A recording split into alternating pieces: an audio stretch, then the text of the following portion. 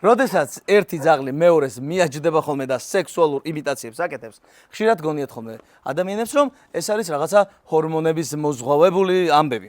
სინამდვილეში ეს ასე არ არის, ეს არის ჩვეულებრივი დომინაცია, ჩაგვრა, რომელიც აუცილებლად უნდა აღმოფხვრათ, თუ გსურთ, რომ თქვენი ძაღლი სხვა ძაღლს ეთამაშებოდეს, თორე სხვა შემთხვევაში თამაშს ვერ მიიღებთ. აი ახლა დიმუ უკორექტირებს, ასე ვთქვათ.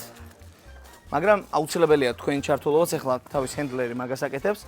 განსაკუთრებით, აი მაგალითად ამ შემთხვევაში ეს ძაღლი აკეთებს მაგ ყველაფერს მაშინ, როცა ხდება რომ დიმუ დაკავებულია, იმიტომ რომ სხვანაირად ვერ უბედავს. არ მომახტე, ეუბნება დიმუ. წინასწარ ვიმოშება.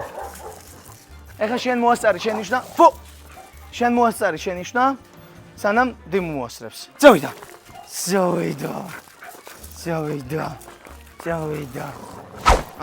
ასე რომ აუცილებლად გადააჩვიეთ ეს ჩვევა.